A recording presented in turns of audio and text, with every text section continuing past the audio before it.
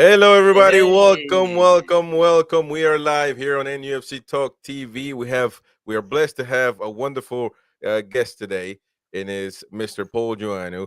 Welcome, Paul, to the channel. I hope I'm saying your last name right because I'm horrible at that, by the way. And people in the chat will tell you that I'm horrible. So I hope did I say it right or did I? Well, near enough. I get all sorts of concoctions. Yes, it's pretty good. Yeah. All right. Well, Paul has been a Newcastle United official historian for decades, and I'm sure we're going to get into all that information of how long, how did that become about?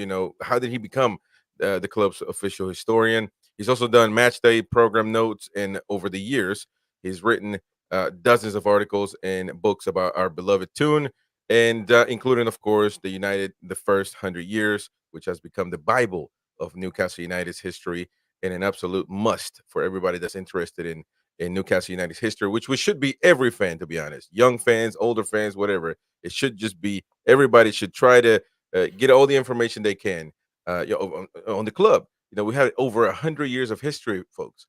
That's a lot. That's a lot of years. And coming from a South American fan, where you see newer clubs and all that, you barely right now. A lot of those South American clubs are turning 100.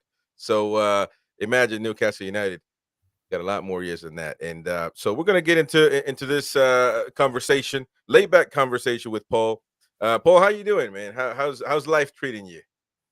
Pretty well. We're nearly at the end of the season, and it's turned out to be reasonable in the end after a lot of ups and downs. Eventful, as I've called it, entertaining, but very frustrating season. But we could scrape into Europe yet. Yeah, awesome to have you here. Thank you so much, for coming on the show. I really appreciate that, and giving us the opportunity, to chat with you. Appreciate that. And so, Paul, can you tell us a bit about how you started? I mean, you've got a Geordie accent there, so you're obviously from the tune, and it's born and bred into most of us. But what's your tale about how you got started? Well, how I got started, how you became official historian. Yeah, well, like everybody born and bred in Newcastle, you're brought up a black and white fan, and I'm no different to anybody else. So I first started watching Newcastle way back 1964, which is the same as you, Derek, I think. And the first real season was 64-5 when we won promotion. And I've watched them ever since, virtually every home game since then. I can't remember many that I've missed at home in a lot of away games. So as a young lad, grew up black and white mad. Started like most kids do at that time, gathering programs and cards and running around trying to find autographs in the 60s in the 70s of the players at St James's Park. So I always had an interest in what happened to Newcastle United through reading these old programs and the like, and what my dad told me and things like that. So I had that as a background, and my father was pretty well connected with the club because he was restaurant catering manager at the County Hotel in Newcastle, which was a major hotel right opposite the central station, and that was Newcastle United's unofficial headquarters right through the 50s, 60s, and 70s, before St James's Park had real facilities to have meetings and board meetings and AGMs and things like that. So most of the AGM used to be at the County Hotel. Yeah, right from the 1930s right through until virtually in the 1980s, when the club eventually had a big enough facility at St James's Park. So obviously the club was bred into me through my dad as well, and he introduced me. I managed to meet all the famous names of the 50s through my dad, because they continually went to the County Hotel, and in the 60s every new signing that Newcastle made usually stayed at the county for 2 or 3 days, or a good bit longer, until they found a house sometimes. And I was introduced to a good few of them over the years. So that was my real start supporting Newcastle United. Nice. With that background was a great help. Yeah. And Right. so That's so pretty. Go on, Paul. no, how did you? I mean, everybody, Mighty Win because he's a Newcastle fan. I'm a Newcastle fan, but how did you even think of being the Newcastle's official historian? I mean, how did that? Are you a historian by trade? I mean, No, I'm certainly not. No. Well, what happened was that when I was, I started when I got in my teens and as a teenager, I started to seriously start to collect Newcastle programs with the aim of getting every single program since the Second World War. So I virtually did that, and then decided, well, I want to delve into the past of football and Newcastle United in particular. Now, at that time, in what that would be in the 80s, I suppose, football history in the UK wasn't really well documented. There was certainly a few, football histories and the like, but every club did not have a history. They didn't have a who's who. They didn't have an ultimate or complete record of every game. It was pretty devoid of real hard historical facts and figures in book form. Never mind the internet and media as we have it now, because that didn't exist then. So I managed to ask or get the club to agree that I could look at some of their records, and my dad obviously helped me do that because he knew the directors and the secretary at the time, and I managed to start to delve through their original ledgers of match details and player signings, which were pretty good, I've got to say, although not complete by any means. So I started to do that, and eventually suggested I write a couple of pages in the club program, and that was back in my very first program was August 1979, when we played a friendly against Sparta, and that was the start of being probably officially recognized within the club as having an interest in the history, and it snowballed from there, being appointed the club historian. And ever since that time in 1979-80, when I started writing the program, or parts of the program, when Bill McGarry was manager at that time, and we were in the old second division, which is the championship now. I've continued the bad on old ever days. since. Yeah, the bad old days. We started off in the bad old days, yes. And that's how it started. So, it snowballed after that, really continuing writing in the program historical features, and then it broadened into all sorts of things which we can come on to. Yeah, because that's what's always fascinated me. I mean, I've had the first 100 years, what I call the Bible.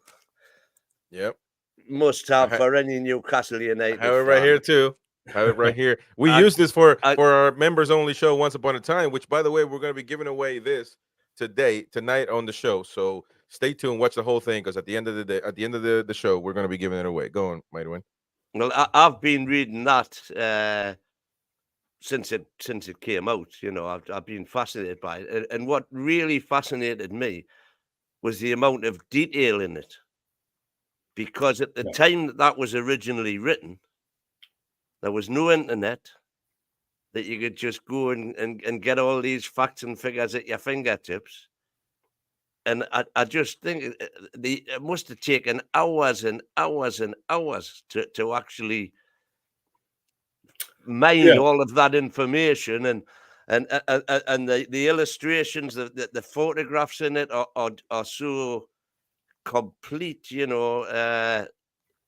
I'm just intrigued as to how long did it take, first of all, and just where did you come across it all? How did you manage to find it all, track it down? Well, that particular book, the United, the First 100 Years, that was some time after I started. So that came out in the end of 1991 into 1992. At the time, 1992, the club decided to celebrate a centenary. It wasn't the centenary of the founding of the club, but it was the centenary of the change in name from Newcastle East End to Newcastle United. and there's a whole story behind that because they weren't in a position to actually celebrate the real centenary, which would have been 100 years after 1881, which the club was founded in 1881, not 1892. So anyway, before we decided to write that centenary book, I did an awful lot of initial work prior to that, because after I started writing the program, the club agreed pretty quickly that we should have a written history of the club, because there's never been one published at that time before. So in 1980, I published, or with the club publisher of the club program, were published what was called the Income and History of Newcastle United, which was a season by season record of the club.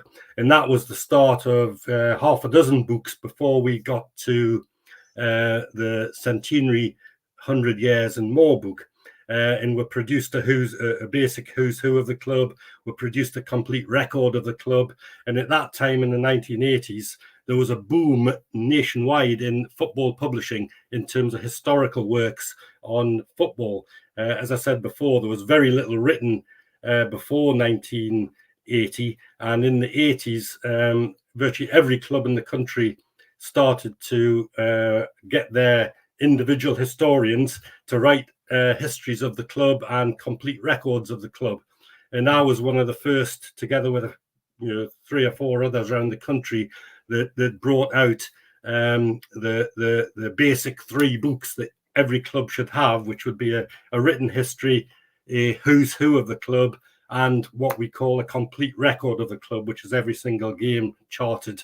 And that came before the 100 years centenary book.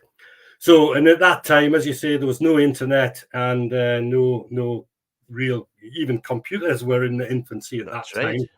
So the way that everybody did it around the country, and I was no different, was all right. I had access to the club's records, which was very good, and for the centenary book, I had access to all the club board meetings, which was great because they have a full run of the club's board meeting minutes from 1890 when the club became a limited company. So I've been through all of those, but the core way of doing it was to go to the Central Library in Newcastle and go through virtually every single newspaper you could read on the sports pages or the football pages from the inception in the 1880s right through to the point of writing the book, which was when we started in 1980. So that was hours and hours.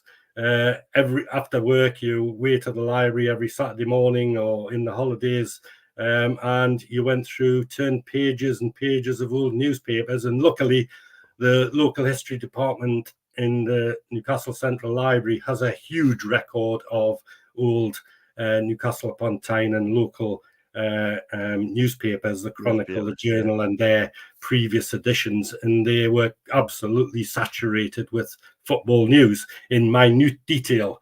So you went through all of that match by match and player by player and gathered up all of that all by hand, and you eventually did those preliminary books, which were the core research. And then once the internet started to come in and computers started to come in, it became a totally different animal, and it's developed over the decades to where it is now, which is just an absolute monster of a research archive around the country in terms of football, which we can talk about later.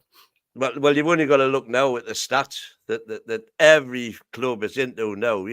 Stats for players to from everything to buying players to selling players to working on the fitness of players, and that's all down to stats. It's all information is the key, isn't it? The information is all there now that wasn't there 100 years ago or 50 years ago even. Yeah, well, that's right. I've got to say some of the information is a bit iffy.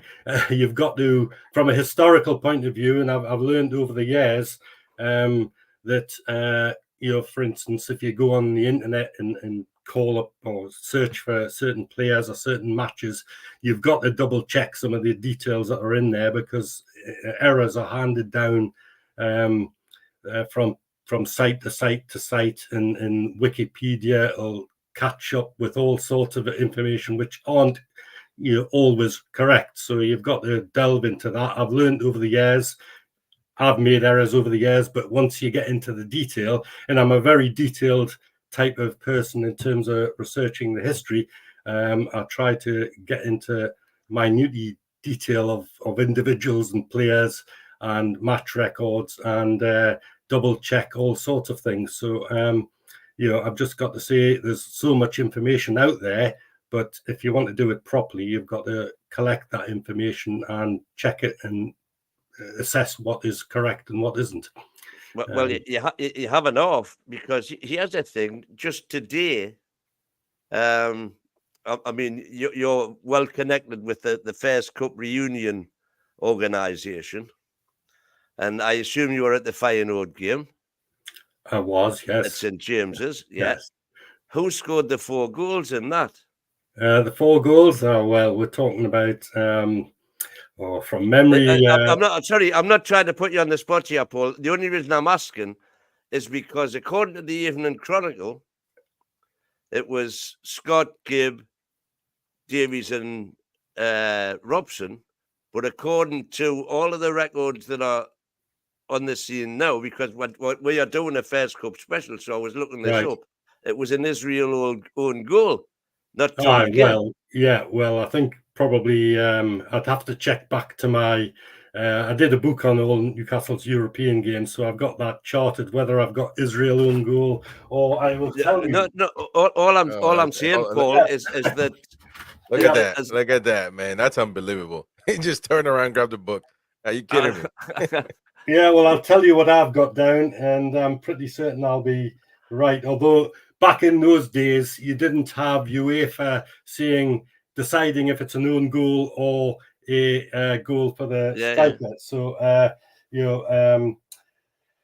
Feyenoord, I've got Scott, Robson, Gibb, Davies, and so I haven't got Israel down as an own goal, but potentially one of them did hit Israel going in. I think from memory, he was maybe standing on the line or something, or very close to the line, and it might have brushed him going in. But the footage, it looks like he was on the, because Gibb was more or less on the edge of the box, and it kind of bounced off his calf. But I think it was going in anyway. I'm going to give it to Tommy Gibb. Yeah, well, everything I've seen is it's a Tommy Gibb goal. Yeah.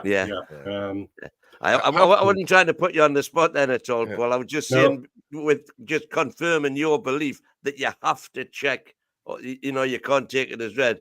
But power to you, because if you look a lot of stuff up on Wikipedia regarding Newcastle's history, 90% of it is cut and paste from your United 100 years. Yeah. Yeah, well, there's a lot of things like that. That's the way a lot of these websites and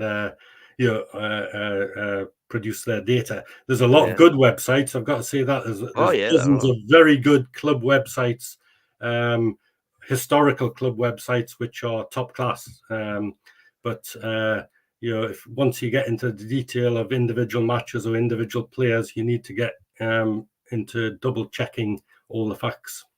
How do you? Because I've been debating a lot of people on this channel that come on and say that the Premier. I don't understand how in English football, and I understand that the Premier League started in '92, but to me, wouldn't it just be a change of name and a good marketing strategy? Because since then, obviously, the Premier League took off, and now it's probably the most viewed league in the world.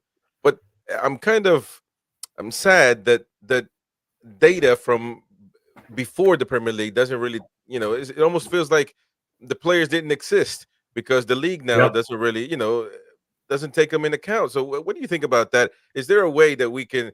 I don't know if it might be impossible, but to go back and maybe actually do the all-time scorers, or not just count from the Premier League. What do you think about that? Well, I'm really quite annoyed at the way that the current media address the Premier League. It's as though football didn't exist before the Premier League, and football did very much exist before the Premier League, and it's equal and in equal standing to the Premier League. All those games in the old First Division and the Football League prior to that, and all the records are there. It's just that the modern media want to, and the Premier League organisation want to, portray it as the best league in the world and all this stuff. And sometimes they keep forgetting that there was football before the Premier League, and the current examples are that Alexander Isak has scored over 20 goals in the for Newcastle in the Premier League, and he's the last indeed, to do it was Alan Shearer, but there's dozens of Newcastle players done it prior to the Premier League, so exactly. It's comparable. Wilson has just equaled Peter Beardsley, surpassed now Peter Beardsley in being Newcastle's most. No. Peter Beardsley got a lot of goals that weren't in the Premiership. There's so many. When they say that it's just in the Premier League, it annoys me because it doesn't make. It's not historically any good saying that, because there's 100 years of football before the Premier League, and you've got to have the proper comparisons of top level football. The First Division of the past is equal and comparable to the Premier League. Exactly. I mean, and I would assume that the FA. I don't know who would be honestly in charge of all this, but I mean, you would assume they wouldn't. English football wouldn't want to get rid of what happened before. World Cup winners haven't done it since the 60s, and you guys invented football. That amazes me. You feel like you would want to keep the history alive. Yeah, well, I think most people in the know, and older people certainly, accept that the Premier League is just a continuation of the Football League First Division, and it's you've got to compare everything to the football that started in 1888 with the Football League. I think most sensible people know that. Yeah, I guess we can go with some questions. Depends how old you are, I think, Paul. Yes, that's part of it. Unfortunately, a lot of the younger generation just don't understand that there is football prior to the Premier League. We can go with the questions from the fans. If you want to ask a question to Paul, just put a Q in front of it, and we can we can try to get to it. We got a few questions here. Jody Revolution says, was Newcastle United formed in 1892? I've been told it was 1891, but can't find anything to confirm that. Right. Well, both years are totally wrong. Newcastle United was formed in November 1881 as a small club in Byker, which is a district in Newcastle called, and the club was called Stanley Football Club. And they quickly changed the name a year later to East End Football Club because the base of the club was in the East End of Newcastle, and it was known as Newcastle East End. And they, for the first 10 years of their existence, lived in the East End of Newcastle. And they how it developed was that Newcastle East End and a rival club, Newcastle West End, who were based at St James's Park, had a rivalry for a decade on Tyneside.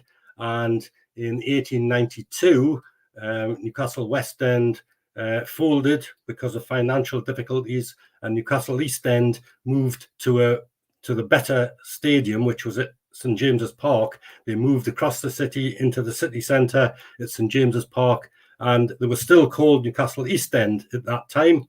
But by the end of that year, December 1892, they decided to change the name to foster better support from the whole of Newcastle, the east of the city and the city centre and the west of the city. And they decided the name that they decided upon was Newcastle United. So they changed the name in December 1892. So that's where this unreal foundation of the club of 1892 came from. But the actual club, Newcastle United, were the very same identity as Newcastle East End and Stanley, who were formed in 1881. So we'll have a lot of history before 1892. That's right. He has something that's just occurred to me, actually. Could we have been the first United team? No, I don't think so. No. When was Manchester United? Well, no, Manchester United weren't actually called Manchester United till much later. So, so probably Sheffield United, I would think was. They were Sheffield when they first started, though, weren't they? No, that's a different club altogether. Sheffield FC are a interesting different club. Sheffield United. Sorry, Sheffield are the oldest, aren't they? Yeah, but it's not Sheffield United. It's a different club. Right. Okay. All right. Well, we'll keep going. RG Fox says, "Got Mr. JOANNOU's books wonderful indeed." There you go. We're gonna be plugging up where you can find the books and what because he's got stuff going on right now. So we're gonna let you know what's coming up for Mr. Paul's projects. Alan Thompson has a question for Paul. Our record for goals in a season is 98. We currently have 78 to date with 3 games to go after watching Man U last night. Surely we can beat that total. What do you think? Well, if 98 is correct, then I'd have to check the but that would be 42 games anyway, wouldn't that's it? probably just league games as well. I don't like just talking about league games when you talk about goals in the season, because cup games are just as important as the league games. Nobody can tell me that the Champions League or the FA Cup final doesn't count as a equal game to a league game. So for me, the record for goals in the season is always league and cup.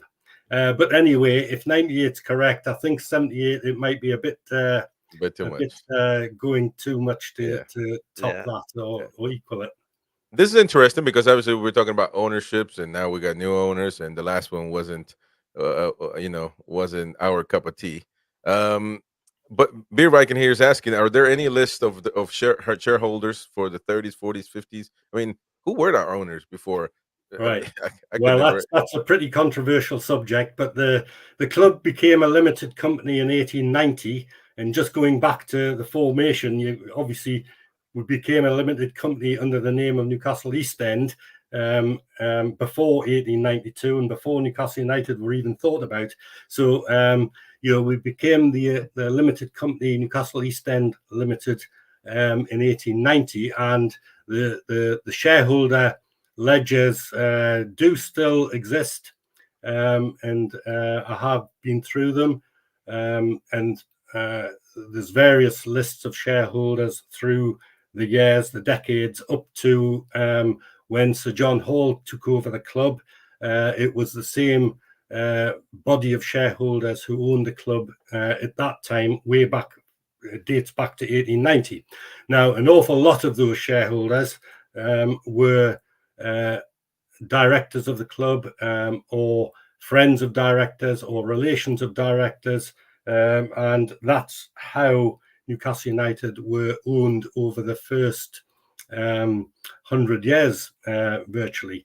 That it was more or less a closed shop, in so much that the directors, generation by generation, controlled who owned the shares, and that's why the club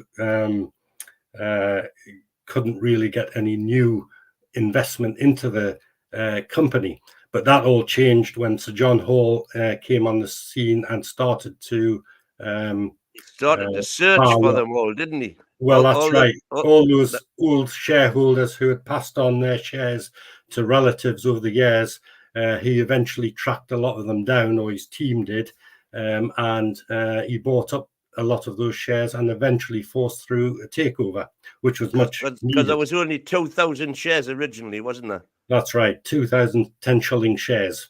Yeah, Which is 50p. And that was one of the hardest things that the Magpie group, that was the Takeover group with Malcolm Dix and John Hollander, because we at the time, I was a founder member of United Supporters for Change, which was backing the John Hall takeover. Yeah. And so we followed that with great happiness, really, as would hear that the track down this little old lady in Cornwall who had a share, and they were literally having to buy these pieces of paper that was the share sort of thing to get it out of the hands of McKeag and his cronies and the Seymours and the Westwoods and whatnot. Well, some of a lot of the guys who were there at the time, like Sir Gordon McKeag, who I knew, he was a lovely man, and he had Newcastle United at heart. However, those individuals did not have the money power that the club needed at that time, and that's why they needed someone like Sir John Hall and his colleagues to take the club over.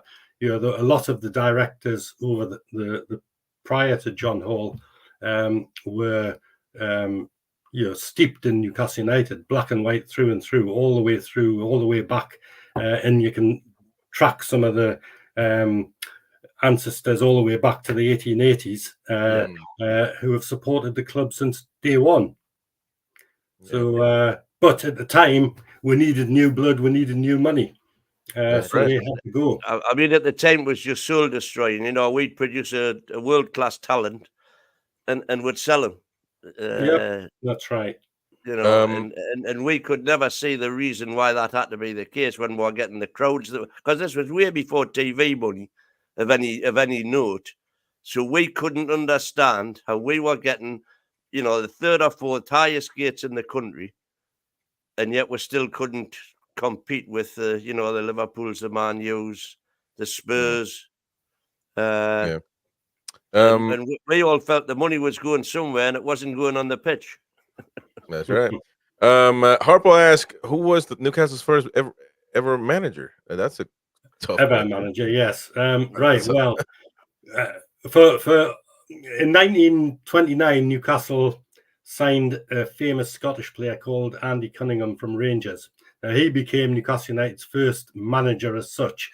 Before then, the club was run by the directors' committee, in effect. So right up to 1930, it was a directors' committee and the company or secretary, who we would term now as managing director, and that was for since 1898-ish to 1930. A chap called Frank Watt, who was another Scotsman, and he was very influential. And he and a directors committee ran the club, picked the team, and signed the players. But in 1930, Newcastle decided to appoint a manager, and that was the trend at that time. There wasn't very many what you would call team managers in football. They were in their infancy, and Newcastle started, like many other top clubs, to appoint managers. And Andy Cunningham was the first one, a famous Scottish international. Nice. See, I thought you were going to say I don't know, but you had an amazing answer, man. I certainly done your job. We know you're done your job. DX says, where would Paul actually rate Shearer among Newcastle's old-time strikers? Looking at Hughie Gallagher's record makes me think he might have been the best goal scorer of them all. But then, again, he gets forgotten as well. But Paul, tell us. Well, Hughie Gallagher's never forgotten. I've got to say that. I wrote his biography with the family back in the mid-80s. But to answer the question, Shearer is right up there at the top, and I would rank, it's very difficult to rank players of different eras and compare them. But you look at Alan Shearer, Hughie Gallagher, Jackie Milburn. We've had such a array of top centre forwards and number 9 heroes, as I call them. And I did write another book called Shirt of Legends, because I am sort of fascinated with the number 9 story of Newcastle United ever since, or the great centre forwards all the way back. We've had a huge line of them. I would rate Shearer and Gallagher together as Newcastle's very best centre forwards, and that's not, taking away anything Jackie Milburn did, because he won 3 FA Cup medals. Yeah. But Hughie Gallagher as a player was just unbelievable, because you've got to think that he was only 5'5" tall, yet his goals record for Newcastle United and for every other club he played for is just phenomenal. He was in comparison with Dixie Dean in that era of the 20s and 30s. The two of them were the very best in the UK. And Shearer, his goals record and just all-round brilliance as a centre forward, just everything you would want from a number 9, speaks for itself. So I can't pick either of them as the very best. I would just say the two of them would be great, and I'd love to see a forward line of Milburn, Gallagher, and Shearer. Wow. Because here's the thing. On the wing. Here's the thing, Paul. There's none of them left now, but back in the day when I was going to the match, I used to talk to fellas who were old enough to actually have seen Hughie play, and Milburn, obviously. And at the time, it was MacDonald. It was before Shearer's era.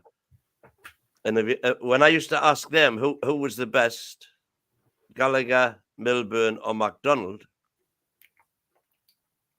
I would say 9 out of 10 of them would say none of them. They all said Len White. Yeah. If they'd seen them all play, they would all say Len White was the best. I went to his testimonial at Whitley Bay, but I never saw Len White play competitive football. I'm assuming you couldn't have done either with no, I didn't see him play. But like you have, the people who did see him play of that era, the mid to late 50s, have nothing but praise for Len White. And I suppose he had 5 absolute top class seasons as a centre forward once Jackie Milburn went to Ireland and more or less retired from the top class game. Like White took over and scored goals galore in a pretty mediocre Newcastle United side, and they were relegated at the end of it.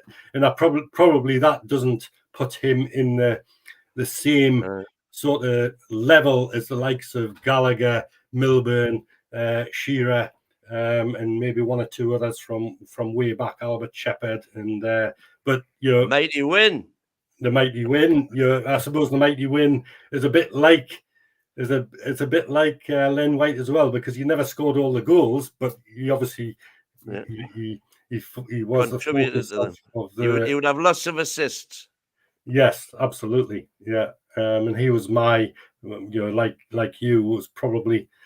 He was certainly my first hero, because I remember him coming in his old, I think, Morris Oxford car first day when he signed, and big fur coat on, and a big woolly fur coat. I was there that day when he arrived trying to get his autograph. So, he was just, at that time in the mid-60s, we were just longing for some big famous name to arrive, and it was the Mighty Win who came on our doorstep. Indeed. Who do you think? What do you think? Now we're talking about Hugh Gallagher, of course, and that's somebody. When I look at Newcastle United's history, somebody that comes up on the pictures on anything. Who do you think are, in looking at it from the U.S. perspective, the Mount Rushmore of Newcastle United as far as players is concerned? Who would you put there as the 4 players that made Newcastle United history? Tough, isn't it? Well, it you couldn't select 4. We've had so many. There's you're just about 1,000 players that have worn the black and white stripes and the red and blue shirts before that. And it's very difficult, to say who actually made Newcastle United. You've got to go back to the people in the 1880s and 1890s. They're the ones who actually made the club. But obviously, a lot of top class players put Newcastle United on the map, and they were really the first set of players in the 1900s, when we were the team of the country in the 1900s. I call them the Edwardian Masters, when we lifted the title 3 times and got to the cup final 5 times in a period of just about 10 years. Now, we were the best side in the country in the 1900s, and there was a whole series of players who put Newcastle United on the map. Players like Colin Veitch and Bill McCracken and Jimmy Howie, Peter McWilliam, Albert Shepherd, Jackie Rutherford. We had a team of internationals season after season up to the First World War. And they were the players who actually made the club, if you like, and put us on the map as a top football club, because no one could beat us at that particular time up to the First World War. Mm-hmm. Yeah, and Colin Veitch finally got his blue plaque. Well, yes, that's one person who deserves a blue plaque in Newcastle. Absolutely. But there's another 100 who deserve it as well. Colin Veitch, a great Geordie lad, and he served Newcastle right through the 1900s, and was a cornerstone of that great side. And afterwards became a journalist, of course. And I've got, actually, when he died, he was ill and he went to Switzerland, and he wrote a postcard back to his wife in Walker. And I've actually got that postcard, his very last postcard that he actually wrote to his wife, and he's got a little message on the back and put a cross on the front where his hotel was, that he was trying to get well. But sadly, he died not long after that. Yeah. Now, the oldest player that I can remember, obviously, would be Huey. In my short, knowledge of Newcastle's history, who would you say before that would be the oldest, best player, or a player that was, every team has the best player. So who would you think back in time? Before Huey Gallagher? Yeah. Well, that was the 1920s. So you go back to those the Edwardian greats that I just talked about, and I would say, out of that side, there's so many players. Colin Veitch is one of them. He was an England international, a midfielder, versatile midfielder. But we had a chap called Jackie Rutherford on the wing, another Geordie lad, and he was an England international, and he was terrific. There was so many players of equal standing in that side. Oh, wow. And Bill McCracken was a fullback, who I'm actually writing his biography at the moment, Bill McCracken, and he was an Irish fullback who actually forced the Football Association and the football rulers to change the laws, and he was the one who was called the Offside King, and he was responsible for changing the law and changing football in 1925. So, he has a huge place in Newcastle United's history. Yeah, okay. History generally. I didn't see it. I didn't even know. I thought Colin Veitch was much younger, later. But yeah, he was born in. I'm looking it up, just not double checking as you would. I'm just reading it, off the internet. He started at Newcastle in 1899, I think, or 1898. So he played right through Newcastle to the First World War. And then he was picking the team up virtually, wasn't he? Well, yeah. What happened? Well, I said before that the directors and they picked the team as from a directors committee, but what the tactical side of the game and how the team played was left to the players. And there was a group of key players at that time in the 1900s. Colin Veitch was one of them. Veitch, McWilliam, McCracken, and Jimmy Lawrence as well. They were in what Bill McCracken called the councils of war, and they decided how the team would play and tactically how they would manage each game. So it was left to the main players in that group to decide, in effect, become managers themselves and coaches, how they would go out on the field. It wasn't the directors who told them what to do. They decided themselves, and that was the case right through until the manager and coach came on the field, came on the scene in the 1930s. Wow, nice.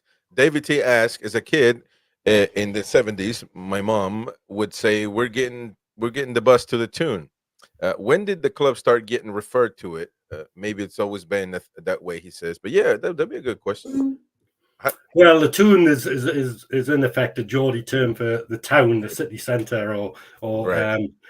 But really, it's only been in relative modern years that Newcastle have been given the nickname the Tune. I would say probably the early 90s or through the 90s that the media latched onto the Tune as a nickname of Newcastle United and Newcastle United fans, if you like. I don't know, Derek, would you agree with that? I think the first time we heard Tune Army, the first time we heard that, I would think would be late 80s, maybe. Some reason I've got Mick Mahoney in goal. And I think that was the first time that it really rang out. And once it did ring out, it never stopped ringing out. It was there. Yeah. Well, it was certainly round about that. The Geordie expression "tune's" always been there. Tune's just the city centre. I'm going to Tune. Geordie people talk like that sometimes, and it's always been like that. But I'm sure the first time I heard the Tune Army chant was I've got Mick Mahoney in goal for some reason. Yeah. So I don't know when was he? Yeah. Well, Tony Cunningham, definitely Tony Cunningham. Who was one of Jack Charlton's centre forwards. There was a song about Tony Cunningham, and Tune came into it, but I'll not sing the song because it's rather racist. That's not. So that would be the late mid to late 80s. So Tune was in the football genre at that time, but certainly the 90s, and then the media latched onto it. After that, and it's become very popular now. Alan asks, who in your opinion is the most underrated player in your lifetime? Mine is Laurent Robert. Hardly gets a mention, but everyone remembers Ginola. So what do you think? Right. Well, again, that's a very difficult question, because I've seen an awful lot of underrated players. But I would agree that Laurent Robert is underrated and doesn't get mentioned enough, because he was one of my favorites. I have as with Ginola. I thought Ginola was just great. I've got a soft spot for flair players and players of the quality of Ginola or Robert, or going back Jimmy Smith, Tony Green, people like that. And Robert was a match winner without doubt. And I don't know if he was totally what you would call underrated, because I think everybody knew he was exceptional for Newcastle United. And with him on the left, putting crosses in for Shearer, or his dynamite left foot scoring goals, Newcastle were a different side. I have him standing alongside Ginola, because I thought Ginola was great, and it was just such a pity that he fell out. Well, didn't fall out with Newcastle United too much. He fell out with Kenny Dalglish, unfortunately. And you just got to look at what David Ginola did when he left Newcastle. Footballer of the Year, Player of the Year with Tottenham, and he was exceptional for another 2 or 3 years. So we should have kept him. But that's a whole story about what happened when Special K left and Kenny Dalglish came in. That's a whole new program, that. Yeah. Foxy asks, this is an interesting question. Is who was the first ever foreigner player to play for Newcastle? Was it South African defender Tony Whitson or someone before him? Well, Tony Whitson, yes, he was born in South Africa, but he was a Geordie lad. His parents were from Walker in Newcastle, and they moved over to South Africa like many British people did, because it was a British part of the British Empire at that time. So I wouldn't totally term him as Tony Whitson as being a foreign player, because he was really British. We had a reserve in the around about 1910, 1911 called Ed Dutton, and he was German. He was born in Germany of British parents. So he didn't play in the first team. He played reserve football, but he'd actually played for Germany when he moved to Newcastle. The first foreign player would be must be George Robledo, I think, really. George and Ted Robledo from Chile. I can't think off the top of my head anybody what you would term a real player from overseas before that. Yeah. Well, I'd never even heard of the first guy you were talking about there. Tony Whitson was a fullback in the Edwardian era, and he won the FA Cup and played in alongside Colin Veach and Bill McCracken and those players. Right. Well, I hadn't heard of him. Do you think do you think that Newcastle, compared to other teams, were more of giving the opportunity to Geordie lads instead of going out and looking for for other players? Do you think that Atletico Bilbao only plays with people from their area? Do you think that Newcastle was prioritizing Geordie lads in the beginning, or was that never a thing? Not really. No. Right through the whole spectrum of the history, they've always looked at players from elsewhere. They've always had local players. Don't get me wrong. Of course, in the early days, they had the team was, I would say, probably half local lads from Tyneside or the northeast generally. But in the 1880s, 1890s, there was a flood of Scottish players to the northeast, and Newcastle clubs and Sunderland clubs and Middlesbrough clubs all had a huge proportion of their players were Scots.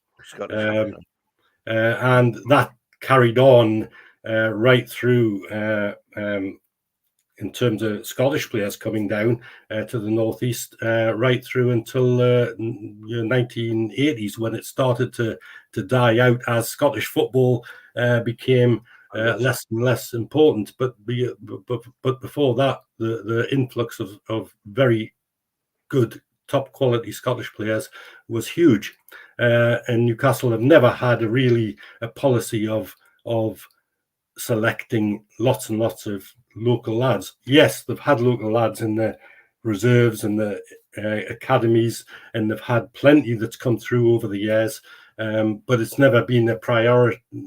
It was really other teams who scouted up here, wasn't it? I'm thinking particularly going back to the likes of Burnley, who you could pick a Burnley team that was half full of Geordies, and you say, why the hell did we not have them on one book? Yeah. Well, I was just reading not so long ago when I did a little piece about Bobby Charlton and Jackie Charlton. When Bobby Charlton died, I did a little bit in the program, and it was I was reading that Jack Charlton was always a Newcastle fan. Bobby wasn't really, and Newcastle wanted to sign Bobby, but his mother made sure that he didn't sign for Newcastle because they didn't have a policy of bringing through those kids into the first team, and she wanted to make sure that he went somewhere that did, and that was Manchester United. And they had right through the 50s a policy of bringing through kids through the youth system, and they won the Youth Cup plenty times in the 1950s and 60s.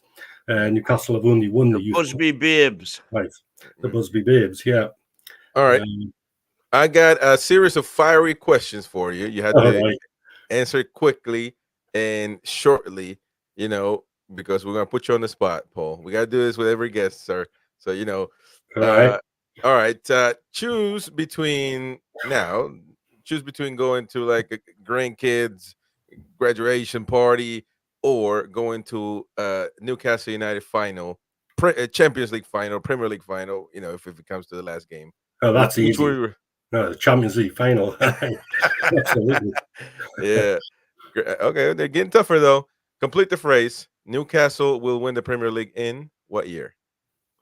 2028. There you go. 2020. A lot of people say 27 because of the 2,700 years. Yeah, that would be crazy. Well, actually, it would be nice. Newcastle United as a club will have their 150th anniversary, and it would be nice to have a trophy in that year. So, right. 150 years after 1881. That's right. Now you gotta think hypothetical, of course. Choose if you take this deal. Newcastle wins the FA Cup, but Sunderland wins the Premier League. Do you take that deal? I would take the FA Cup, yes. Yeah, but Sunderland wins the Premier League. Well, not bothered about them. Okay, I love it. Who's your football idol? Well, I've had dozens of idols over the years. My first was Wyn Davies. My overall best ever Newcastle player that I've seen, I suppose, is Peter Beardsley. But very close to him is Tony Green. Yes. He only played 39 games, all games, including Takeover Cup games. And he was just magical. A little Scots midfielder, but he had everything. And just such a pity that he was injured and had to give up the game far too early. Wow. You took, as soon as you got the ball, you took a breath in, didn't you? Because you knew something was going to happen. Yeah. Nice. Current St. James's Park or new St. James's Park in a different location? Well, I'm very much for having a city centre stadium. I love the position of St. James's Park. It is absolutely fundamental to the city, to the atmosphere. So I'd love to just stay at St. James's Park. Now, it's a tricky subject. It could be enlarged, but it'd be very, very expensive. When we enlarged the stadium in 2000, I wrote a book with the club called Fortress St. James, which charted the whole history and how we got to the stadium in 2000. And the easy answer to the whole solution would be to do a deal with the City Council, the Freemen who own the town moor, and build a brand new one next door next door to Leazes Park, and refurbish Leazes Park and do something else with the existing St. James's Park for the community, just as the club wanted to do prior to doing the 2000 development, but were thwarted by all sorts of political problems. And that proposal back in 1999, 98, 99 was the ideal solution. Today, we could have had a 70,000 modern stadium had that gone ahead, and that would be the sensible answer, to develop part of the town where refurbish Leazes Park and do something to St. James's Park as it is for the community. Yeah, nice answer. Have you heard my solution, Paul, by any chance? No. That's it. They should just put in an outline planning application for a massive new stadium, state-of-the-art stadium, training ground, training facilities, hotel, conference centre, the whole shebang. Put in an outline plan permission for that out in Ponteland somewhere near the airport with the links, metro link. I think the minute they put in that planning application, all of the planning objections around Leazes Park and Leazes Terrace would disappear into the distance, because the outcry from the businesses in Newcastle would be such that they would have no alternative but to cave in and grant the club whatever they wanted, basically. Well, it's got some merits, because that sort of happened previously when they did get planning permission to move to Gosforth around about 1970. And that was out of the city council's reach, because the club and city council at that time were at loggerheads. It was Northumberland County Council in Gosforth, and immediately that happened, something changed within the relationship between the City Council and Newcastle United, and we eventually got some degree of agreement to take a stadium development forward. Well, they got the lease extension as well, didn't they? Yeah, but it's difficult. But the current owners are a different animal now. They have a lot of clout, a lot of money, and I'm sure the City Council wish to keep the club in their present position or thereabouts, and we'll soon find out what's going to happen. Yep, that's right. The last one, greatest moment as a fan that you have experienced. Well, I'm lucky enough, I suppose, that I have seen them win what you'd call a major trophy, which was the Intercities Fairs Cup, which is now the Europa League. So while I've seen many magic moments, to actually see them win the trophy and watch all the games, or at least all the home games through that. I was going to say, were you in me press, right? No, I wasn't. I was about what I'll be in my. I went to Rangers, but I didn't go to. No, I didn't go to Budapest, but I saw all the home games, and all of them were just magic. And I was at the homecoming as well, running on the pitch. So, so to see them win that trophy was great, and it's been a long wait to see another one. All right, we've won the second division, if you call it, the Football League Championship promotions and stuff like that, but we haven't actually won another major trophy. Yeah. We're giving away this book right here, folks. This is the second edition, according to Mr. Poles, of his trilogy, which we want to show his books and tell you about his books and any projects that he has going on right now. So please put hashtag NTTV in the chat right now. It's the first 100 years and more, the official history of Newcastle United, 1882 to 1995. So we're going to be giving this away, and we're going to be doing it right now. I just have to share my screen real quick, and we shall do that. Sorry if we're all cramped up there, but I want to, show the folks that it is real and that is happening. So there we go. NTTV, hashtag NTTV right now. So there we go. We're going to start collecting. We got 14 entries, and let's see who gets the book.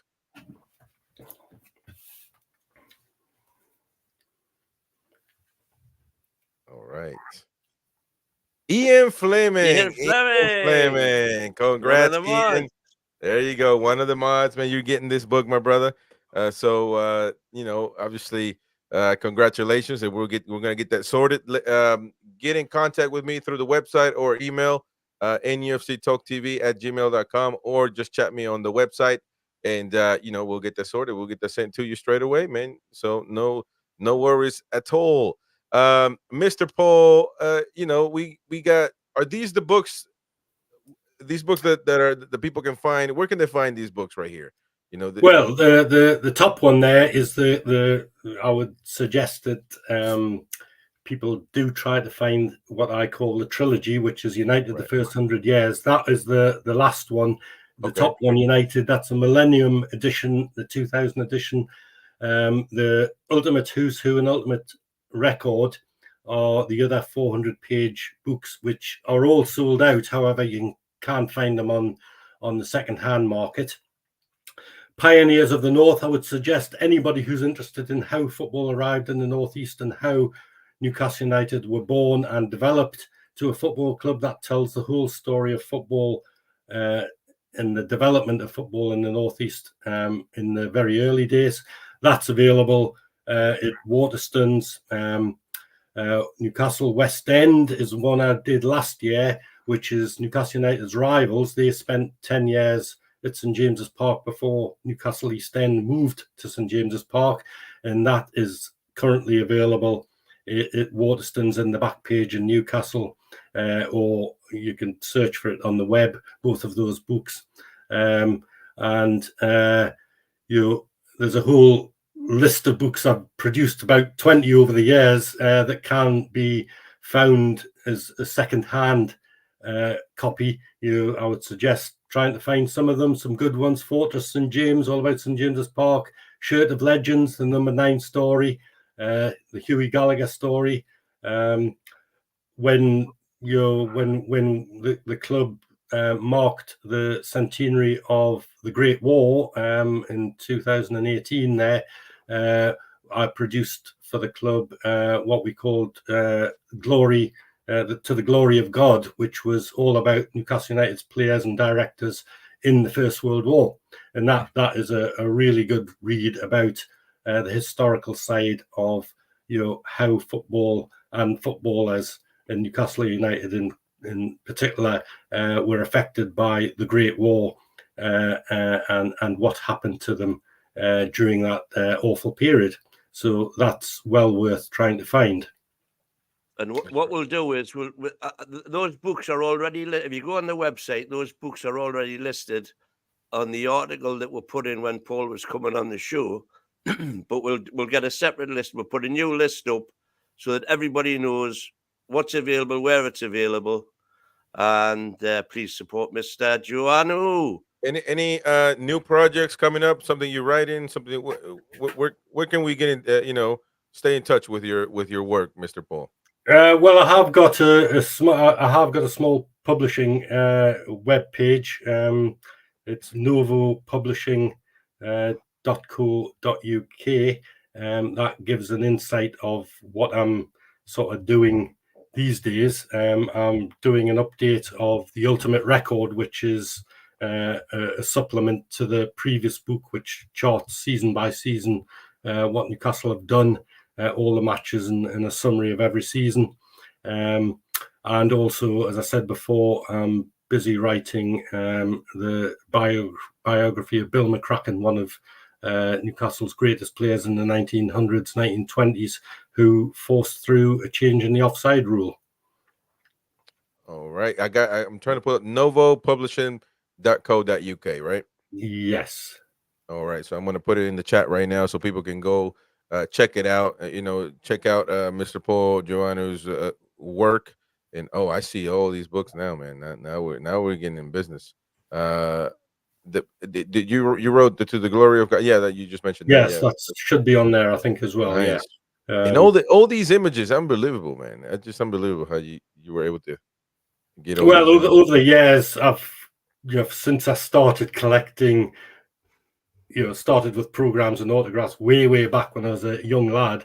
I've just continued that for the last 45 years, and I've gathered. And now I used to collect all the programs, but they're all gone now. I don't.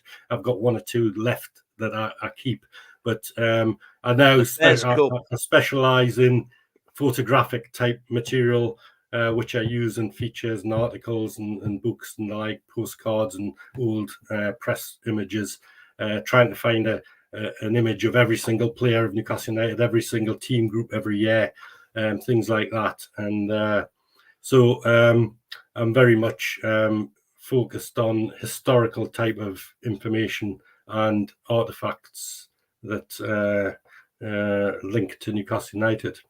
Yeah, cool. One last question that I thought it was interesting too, because somebody said that we played in the red strip with well, we started when we started in 1881. Between 1881 and moving to St James's Park and changing our name to Newcastle United, we played in red shirts and white shorts and blue shirts and white shorts. And then when we entered the Football League, we still played in red shirts. But at that time in 1893, 94, as Newcastle United in red shirts in the second division, which is the championship now, there were an awful lot of clubs playing in red shirts. So it was a bit of a problem to the league, and Newcastle decided to change their kit and to change from red shirts to black and white stripes. So we didn't start in black and white stripes. We started in actually blue and then red. Wow, interesting. There you go. That probably would never happen now. Well, there's nothing wrong with blue shirts. No, not blue. I'm talking about the red. the red part. Yeah, but hopefully Adidas brings something.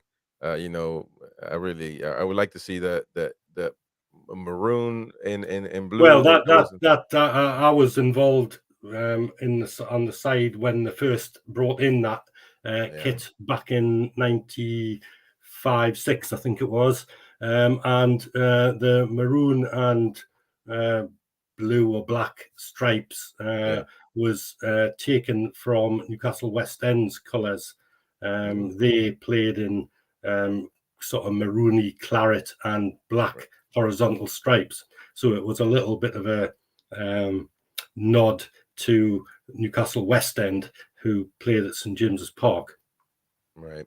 All right. Well, we had an amazing chat, Paul. Thank you so much for coming on the show and enlightening us about Newcastle United's history. You've done an amazing job, and nothing but just grateful that you decided to come on the show. I know it was late in the UK, so I appreciate you coming on, sir.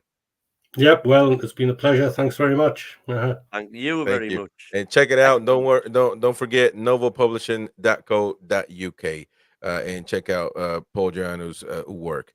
For the folks out there, thank you so much for becoming a member. Philip and RG Fox as well. Subscribe, hit the like. It helps us a lot. We'll see you tomorrow at 10 p.m. to talk about Alexander Isak's contract renewal. So stay on after when the credits are run. Stay on, Paul. Yeah. Check it out. We'll see you tomorrow, folks. Bye-bye.